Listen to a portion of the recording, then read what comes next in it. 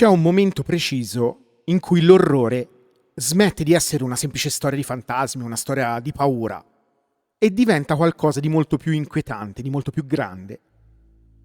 Succede quando nel racconto si raggiunge la consapevolezza di quanto siamo piccoli, fragili, di fronte all'immensità del cosmo. Oggi entriamo nel mondo di Howard Phillips Lovecraft. Non per stilare il solito catalogo di mostri, culti oscuri o per, contare il numero di tentacoli ed appendici di Cthulhu, ma per provare ad osservare il suo universo da una prospettiva leggermente diversa. Per me tutto iniziò a metà degli anni 90. Ero un adolescente, un lettore vorace, completamente immerso nei romanzi di Stephen King, nei romanzi fantasy. E un giorno, sfogliando una rivista di cinema di fantascienza, trovo un'intervista a John Carpenter dedicata a In the Mouth of Madness, che io tra l'altro avevo visto da poco al cinema. E lì cambiò tutto. Cambiò tutto perché, parlando delle sue ispirazioni per il film, il regista citò il nome di un autore che io non conoscevo, Lovecraft appunto. A quell'epoca non avevamo internet così come lo conosciamo oggi, e l'unico modo per reperire informazioni era andare in giro a chiedere. Qualche tempo dopo, diverso tempo dopo in realtà, trovai un compagno di scuola che effettivamente leggeva Lovecraft e che mi prestò The Dunwich Horror. Fu una folgorazione, perché abituato al fantasy classico dove ogni luogo, ogni creatura viene spiegato nei minimi dettagli, l'approccio di Lovecraft era spiazzante. Lui faceva l'esatto contrario. Lasciava frammenti, lasciava immagini incomplete, geometrie impossibili appena accennate. Il resto doveva costruirlo la mia immaginazione. E vi assicuro che nella mente di un adolescente, ma anche di un adulto, quel vuoto lasciato lì di proposito diventava qualcosa di potentissimo. Con il passare del tempo iniziai a chiaramente collezionare anch'io sempre più libri, a saperne sempre di più, a raccogliere informazioni e cominciai a vedere alcune cose sotto una luce leggermente diversa.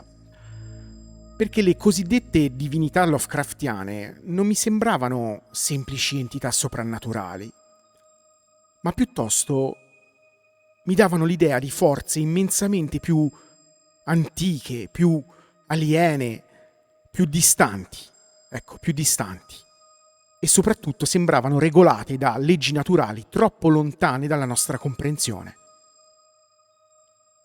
Il viaggio di oggi parte proprio da qui. 5 tra le figure più affascinanti dell'universo Lovecraftiano, reinterpretate attraverso una lente diversa.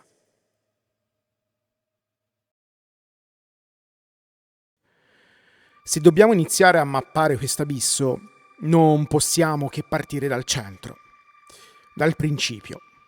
E il principio, nell'universo di Lovecraft, ha un nome che evoca un suono sordo e spaventoso: Azathoth. Nelle storie del solitario di Providence, Azathoth viene descritto come il dio cieco e idiota, il sultano demoniaco, che siede su un trono al centro dell'infinito, circondato da un'orda di divinità minori che danzano e suonano senza sosta. Una melodia monotona, ossessiva, attraverso flauti blasfemi. Ora, se cercate online o nei vari cataloghi di mostri Lovecraftiani, troverete quasi ovunque la definizione di Azathoth come il caos nucleare. E qui scatta il primo grande malinteso, quello che fa imbestialire i puristi sia della fisica che della letteratura. Molti pensano subito alle radiazioni, alla fissione atomica, alla bomba, ma c'è un problema storico insormontabile. Lovecraft scrive queste cose negli anni 20 e 30 e la fissione nucleare verrà scoperta ufficialmente solo nel 1938, dopo la sua morte. E allora, cosa intendeva Lovecraft? La risposta è molto più profonda e a modo suo rigorosa anche. Lovecraft usa il termine nucleare nel suo senso etimologico primordiale, dal latino nucleus, il nocciolo, il centro. Azathoth è il caos nucleare perché è il caos che sta al nucleo stesso della realtà cosmica. È una presenza che oggi potremmo interpretare quasi come un centro pregeometrico dell'universo, quel punto di rottura dove lo spazio e il tempo sembrano perdere significato. Nelle lettere e negli appunti legati al mythos, Azathoth tende spesso ad apparire come il principio cosmico supremo, la matrice originaria da cui derivano gli altri orrori cosmici. E per quanto nei fandom sia popolare l'idea che l'universo sia solo un sogno di Azathoth e che se lui mai si svegliasse tutto cesserebbe di esistere, nei testi canonici di Lovecraft questa frase non compare mai. L'orrore originale è molto più freddo. Ed è qui che la letteratura incontra la suggestione della scienza moderna. Se spogliamo Azathoth dalla sua estetica mostruosa, ci troviamo davanti a qualcosa che può ricordare metaforicamente ciò che la fisica moderna definisce una singolarità. Un punto limite in cui le equazioni collassano, la matematica perde capacità descrittiva e le leggi della natura, così come le conosciamo, smettono di funzionare in modo comprensibile. È il principio di indifferenza della materia. Alcuni modelli cosmologici moderni ipotizzano che l'universo primordiale possa essere nato da fluttuazioni quantistiche prive di intenzione, coscienza o semplicemente finalità. Azathoth è idiota proprio perché la natura, nel suo fondo più profondo, appare sorda e indifferente all'essere umano. Le stelle nascono e muoiono per processi fisici impersonali, non per un disegno morale o divino in questo caso. Questo legame tra l'incubo e la scienza non è un'invenzione dei nostri giorni. Lo stesso Lovecraft, in una lettera del 10 ottobre 1930, indirizzata all'amico scrittore Clark Ashton Smith, discuteva delle più recenti teorie di Albert Einstein, sulla forma dello spazio-tempo, per esempio, e Smith rispondeva osservando che Azathoth sembra ricordare proprio quella visione cosmica che le nuove geometrie relativistiche stavano iniziando a suggerire: universo vasto, alieno, incomprensibile e capace quasi di divorare la materia stessa. Potete ritrovare alcuni echi di questa forza primordiale in alcuni racconti fondamentali. Uno è il frammento intitolato proprio Azathoth. Un altro è tra le pagine di Alla ricerca onirica dello sconosciuto Kadat, dove la corte di flauti blasfemi che suona attorno al dio può essere letta simbolicamente come una sorta di vibrazione cosmica costante, un ritmo cieco e meccanico dell'universo. Un altro racconto è Colui che sussurrava nel buio, del 1930. Qui Azathoth viene citato da delle creature aliene, i Migò, in un contesto puramente fantascientifico, fatto di viaggi interplanetari, tecnologie inconcepibili. Lì capiamo che Azathoth non è un semplice demone della magia nera, ma è una presenza cosmica legata allo spazio profondo e alle strutture più remote della realtà. In definitiva, Azathoth ci ricorda la verità più scomoda di tutte, che prima dell'ordine, prima delle leggi della fisica e prima della nostra fragile esistenza, esisteva soltanto un caos inconcepibile. E ci ricorda anche che l'universo che ci circonda non è stato creato per noi, ma potrebbe essere soltanto il risultato temporaneo di processi cosmici immensi, ciechi e totalmente indifferenti alla presenza umana. Se Azathoth rappresenta il caos originario e cieco da cui emerge la realtà, allora Yog-Sothoth è qualcosa di ancora più inquietante. È la struttura invisibile che tiene insieme il cosmo stesso. Nelle opere di Lovecraft, Yog-Sothoth non viene descritto come un semplice mostro nel senso tradizionale del termine. Non ha davvero una forma stabile né una posizione precisa nell'universo. A volte appare come un'aggregazione di sfere luminose e mutevoli, ma la sua vera natura sembra essere molto più astratta e inconcepibile. Lovecraft lo definisce così. Yog-Sothoth conosce la porta, è la porta, è la chiave e il guardiano. Passato, presente, futuro, tutto è uno in Yog-Sothoth. Ed è proprio questa frase ad aprire uno dei parallelismi più affascinanti tra il mythos Lovecraftiano e le idee moderne sul tempo e sullo spazio. A differenza di altre entità cosmiche del mythos, Yog-Sothoth non sembra abitare un luogo specifico dell'universo. Cthulhu dorme negli abissi del Pacifico, nella città di Irlieh. Azathoth viene collocato simbolicamente al centro dell'infinito. Yog-Sothoth invece appare esterno e onnipresente allo stesso tempo, non intrappolato nello spazio-tempo, ma quasi coestensivo ad esso. Ed è qui che la letteratura weird incontra la relatività moderna. Per noi esseri umani il tempo funziona come una freccia.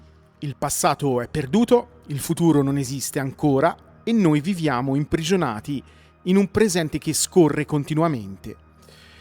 Ma alcune interpretazioni filosofiche della relatività di Einstein suggeriscono qualcosa di molto più destabilizzante: l'idea dell'universo a blocchi.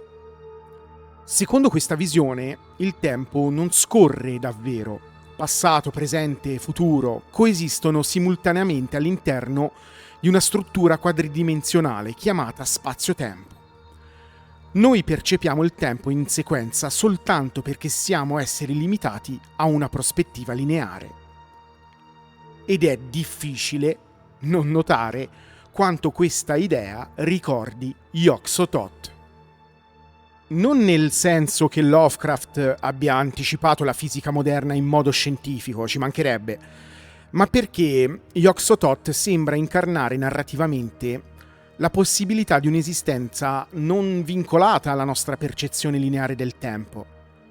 Per un'entità simile, la nascita, la morte, l'intera storia dell'universo potrebbero apparire come un unico oggetto, esteso nel tempo, ma osservabile tutto insieme.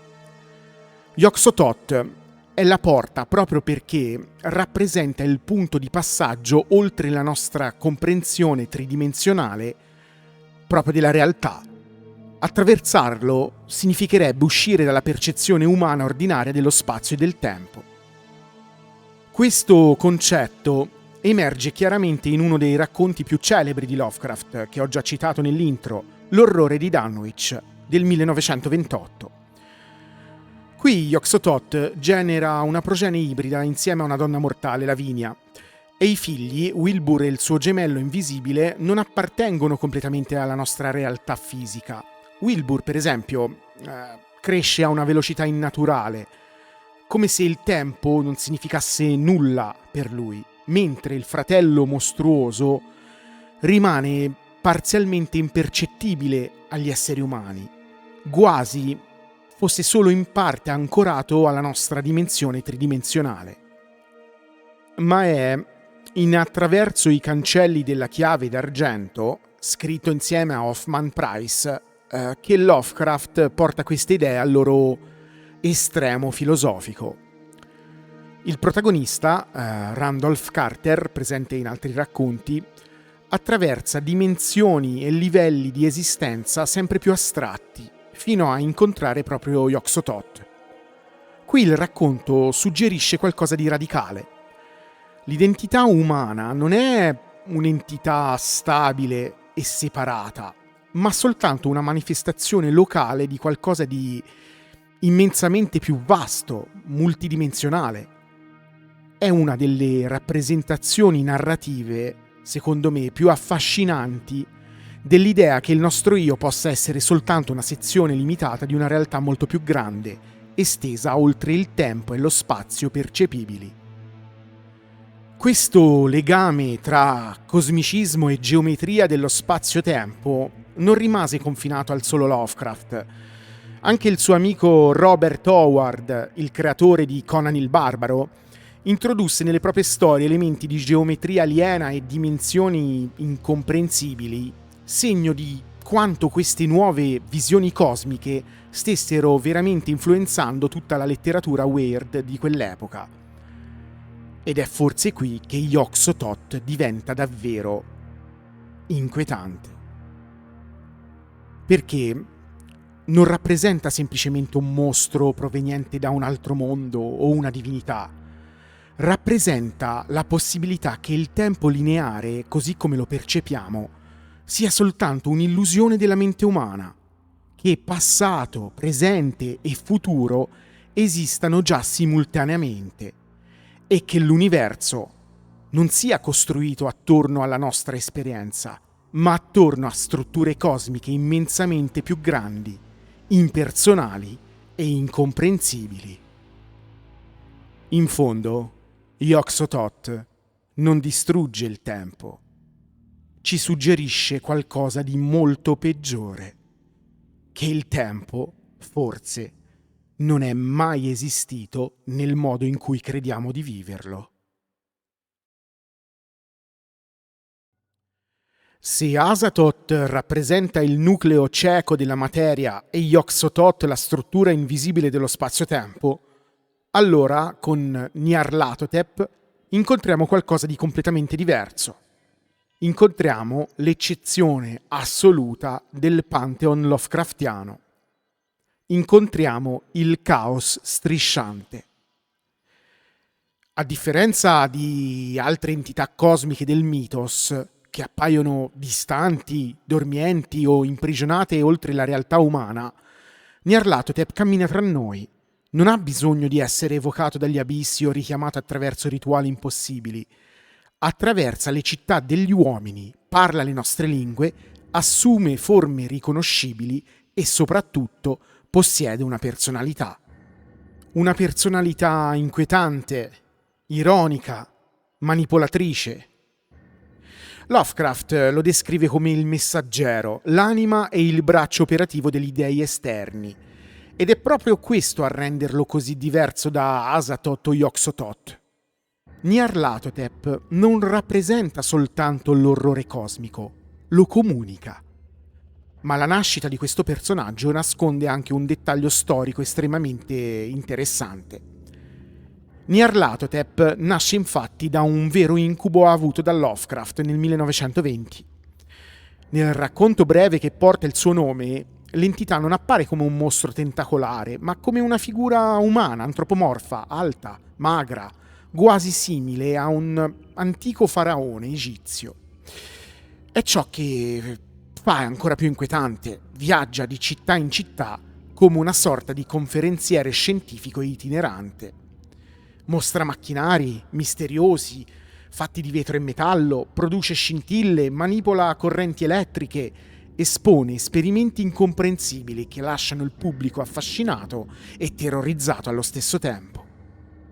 Per capire davvero questa immagine bisogna ricordare il contesto storico in cui Lovecraft stava scrivendo. Gli anni '20 furono l'epoca della radio, dell'elettricità moderna, delle trasmissioni invisibili attraverso il vuoto. Erano gli anni in cui figure come Nikola Tesla avevano contribuito a trasformare le onde elettromagnetiche in qualcosa di quasi magico agli occhi della popolazione comune. Per la prima volta nella storia umana, voci, suoni e segnali potevano attraversare invisibilmente l'aria e raggiungere luoghi lontanissimi. E per Lovecraft tutto questo non rappresentava soltanto progresso, rappresentava un nuovo tipo di orrore.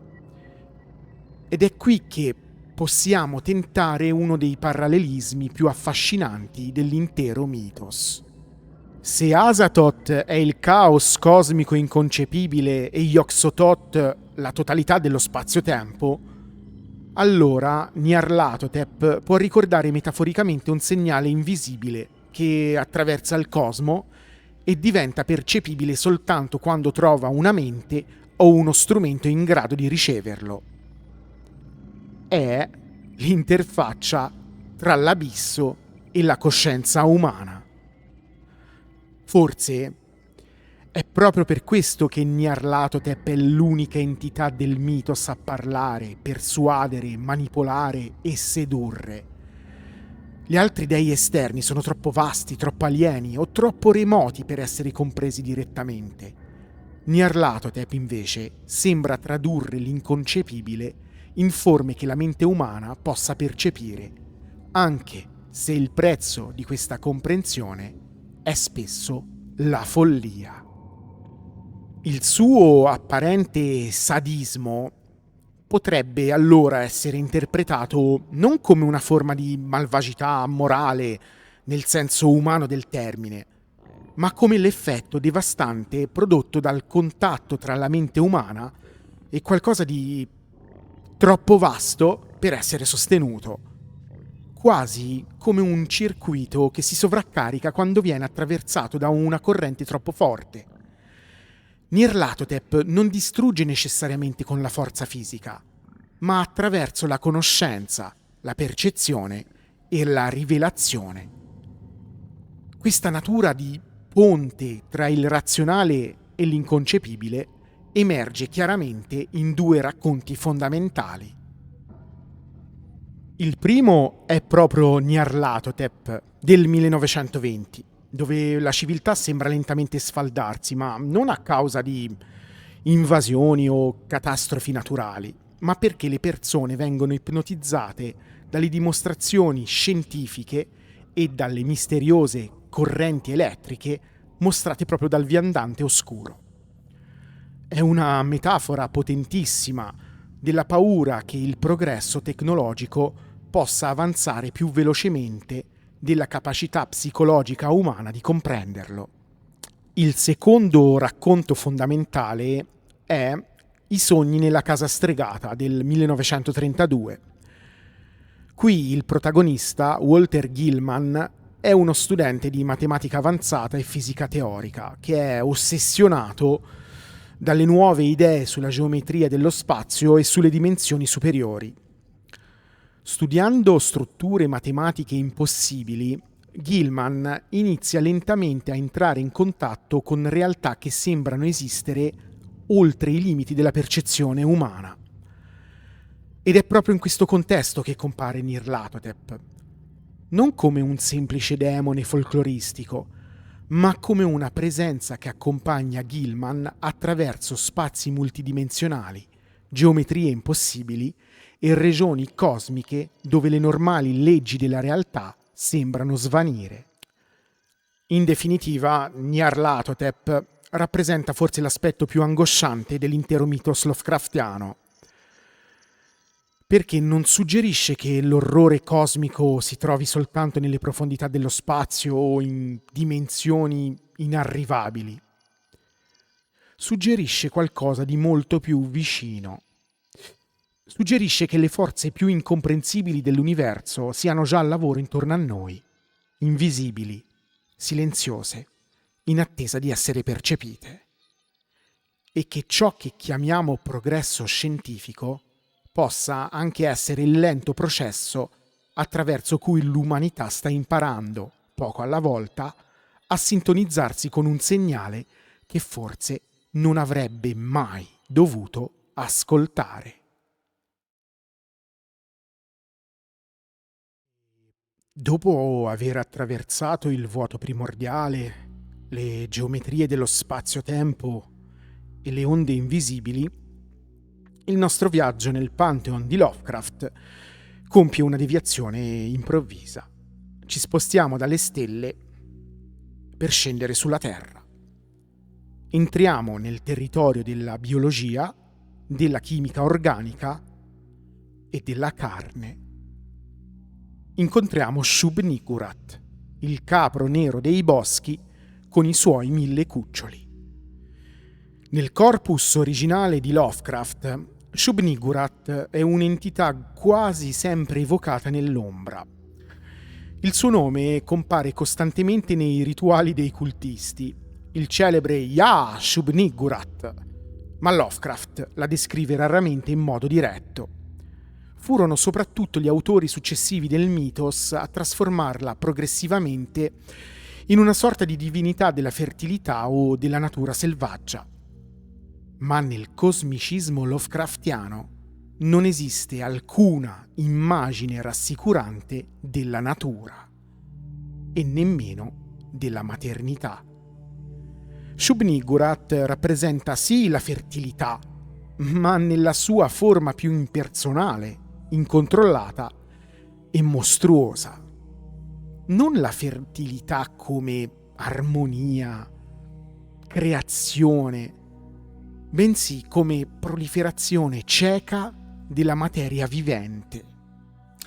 Nei frammenti e nelle suggestioni lasciate dal mitos viene percepita come una massa informe di tentacoli, bocche, arti e zoccoli che genera continuamente nuova vita soltanto per mutarla, assimilarla e rigenerarla ancora.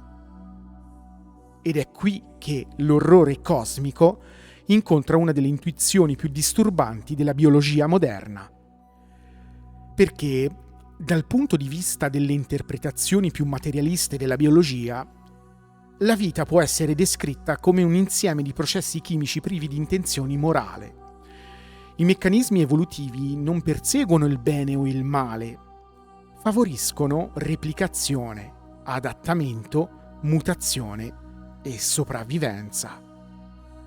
La natura sperimenta continuamente nuove forme attraverso la chimica del carbonio, senza alcun interesse per il significato umano di ciò che produce.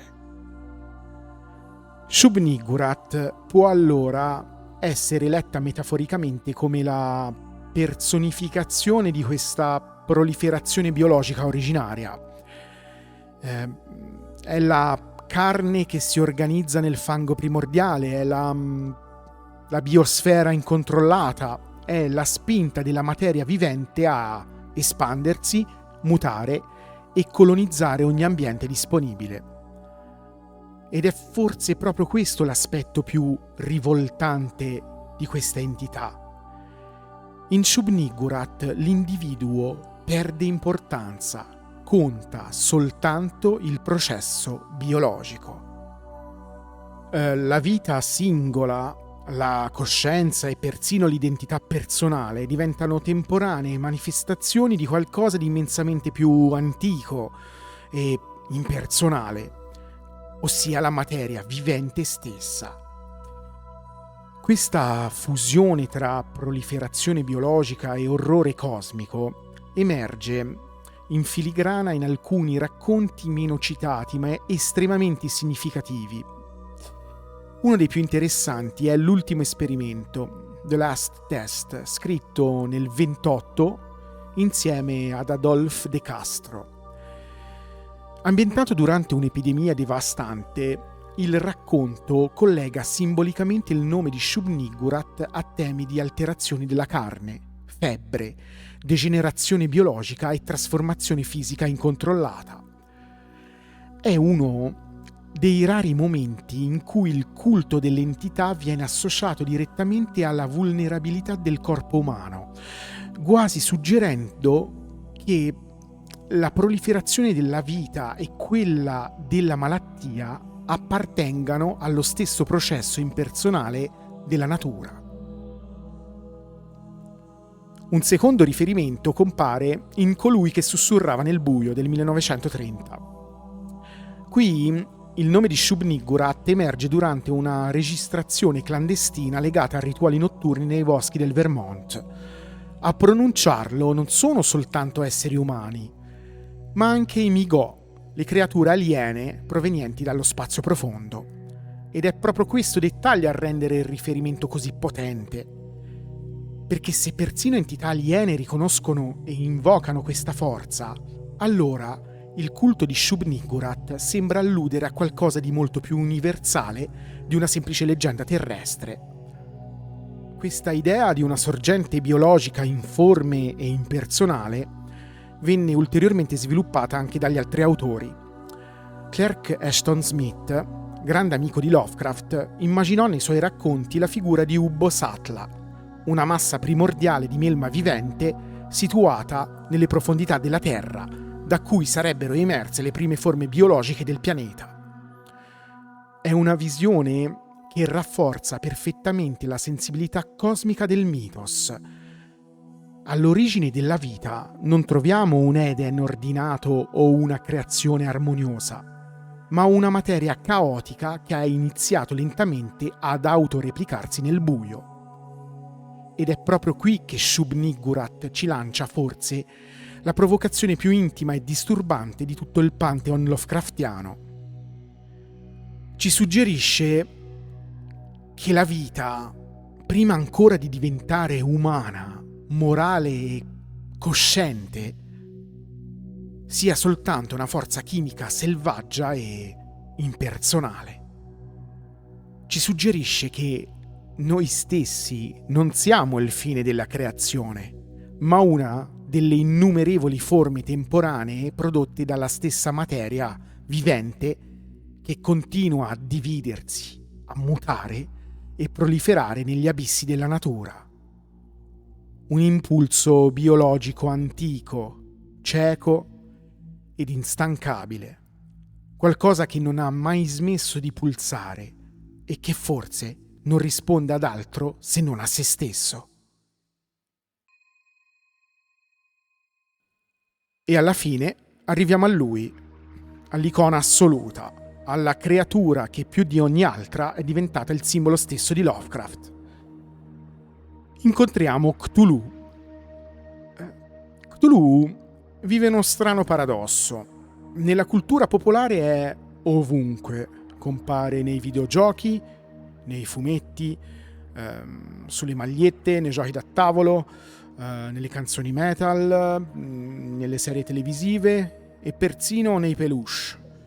È diventato a tutti gli effetti il volto stesso dell'orrore cosmico. Eppure, se confrontato con le altre entità che abbiamo incontrato in questo viaggio, Cthulhu occupa una posizione particolare. Non appare come una forza cosmica onnipervasiva e astratta come Yog-Sothoth, né come il caos primordiale associato ad Azathoth. Cthulhu in realtà appartiene alla categoria dei grandi antichi, esseri immensamente antichi ed alieni, ma ancora legati in qualche modo alla storia materiale del nostro universo. Secondo il racconto che porta il suo nome, giace in uno stato di morte apparente o di dormienza all'interno della città sommersa di R'lyeh, sprofondata da qualche parte nell'Oceano Pacifico. Ed è proprio qui che emerge la domanda più interessante. Se non è necessariamente la più vasta o trascendente delle entità del mitos, perché è diventata la più famosa? Forse perché, a differenza delle altre, è abbastanza vicina da toccare qualcosa che consideriamo profondamente nostro: la mente. Il rapporto tra Cthulhu e l'umanità non passa principalmente attraverso rituali e evocazioni, ma attraverso i sogni. Nel celebre passaggio del racconto leggiamo: nella sua dimora a R'lyeh il morto Cthulhu attende sognando. Ed è qui che possiamo tentare una suggestione particolarmente affascinante. Negli anni '20, proprio mentre Lovecraft scriveva queste storie, la scienza stava iniziando a comprendere sempre meglio la natura elettrochimica del cervello. Si scopriva che il pensiero non era qualcosa di puramente astratto, ma un fenomeno legato a impulsi, segnali e attività misurabili. Se adottiamo una lettura puramente metaforica, Cthulhu può ricordare un gigantesco trasmettitore biologico. Non nel senso letterale del termine, naturalmente, ma come immagine narrativa di una mente aliena così vasta da produrre effetti che si propagano ben oltre il proprio corpo. Cthulhu non sembra cercare attivamente di comunicare con l'umanità. Sta semplicemente sognando, eppure quel sogno sembra riecheggiare attraverso il mondo. Nel racconto, infatti, artisti, scultori, poeti, sensitivi e individui particolarmente impressionabili iniziano a ricevere visioni simili pur vivendo in luoghi lontanissimi tra loro. È difficile non vedere in questa immagine una metafora della risonanza. Come un bicchiere di cristallo che inizia a vibrare quando incontra una frequenza compatibile, certi menti sembrano entrare inconsapevolmente in sintonia con qualcosa che proviene dall'abisso. L'incubo non appare allora come un incantesimo nel senso tradizionale del termine. Diventa il tentativo disperato della mente umana di tradurre qualcosa che non possiede ancora gli strumenti per comprendere. Questa idea emerge con particolare forza proprio nel richiamo di Cthulhu. Nel momento in cui i movimenti sismici fanno riemergere parzialmente R'lyeh, persone sparse in continenti diversi iniziano ad avere sogni sorprendentemente simili, popolati da città impossibili, presenze titaniche e immagini che sfuggono a qualsiasi linguaggio umano. Più che una prova, questa sequenza può essere letta come l'immagine narrativa di una trasmissione di fondo che investe simultaneamente menti lontanissime. Ed è impossibile parlare di Cthulhu senza parlare di R'lyeh. Lovecraft descrive la città sommersa come un luogo costruito secondo geometrie che sembrano incompatibili con la normale percezione umana dello spazio. Gli angoli appaiono sbagliati, le proporzioni sembrano mutare. Geometria non euclidea. Le strutture addirittura sembrano comportarsi in modo incoerente rispetto all'intuizione ordinaria. Non si tratta necessariamente di una descrizione matematica rigorosa di uno spazio fisicamente impossibile. Piuttosto Lovecraft costruisce l'impressione che la mente umana stia osservando qualcosa che non è stata progettata per comprendere. Anche qui si può intravedere un eco culturale delle rivoluzioni scientifiche dell'epoca. Le nuove geometrie, la relatività e l'idea che lo spazio potesse essere più complesso di quanto apparisse avevano profondamente influenzato l'immaginario del primo Novecento. Lovecraft trasforma quel senso di vertigine intellettuale in orrore. Per capire quanto Cthulhu sia distante dall'idea tradizionale di un demone soprannaturale, possiamo guardare anche al racconto Alle montagne della follia. In questo racconto scopriamo che molte delle entità del mitos appartengono a una storia cosmica antichissima fatta di migrazioni stellari, di evoluzione biologica e conflitti tra specie provenienti dallo spazio profondo. Anche Cthulhu e la sua progenie vengono presentati come esseri arrivati sulla Terra da regioni remote del cosmo, dotati almeno in parte di una natura biologica comprensibile, pur rimanendo profondamente alieni rispetto a qualsiasi forma di vita terrestre.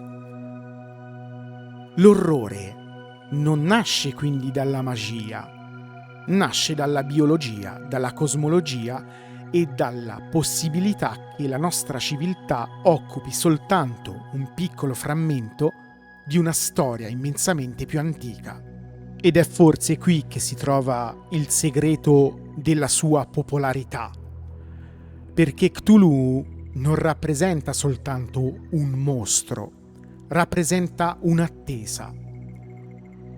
Azathoth è il caos, Yog-Sothoth è la totalità, Nyarlathotep è il messaggero, Shub-Niggurath è la proliferazione della vita. Cthulhu, invece, è qualcosa che dorme, qualcosa che non è veramente morto, qualcosa che non è veramente vivo, qualcosa che aspetta. Ci ricorda che la Terra potrebbe non appartenerci affatto, che siamo soltanto ospiti temporanei su un pianeta la cui storia è molto più antica della nostra specie e che, da qualche parte, sotto le acque del Pacifico, una presenza silenziosa continua a sognare, in attesa, perché Cthulhu non è l'orrore che arriva, è l'orrore che sta aspettando. Siamo giunti alla fine di questa puntata dell'Oscillatore Mentale e quale di queste 5 entità vi affascina o vi spaventa di più? E se aveste dovuto scegliere, ne avreste messa un'altra in classifica? Fatemelo sapere nei commenti. Vi ringrazio per la visione e al prossimo video.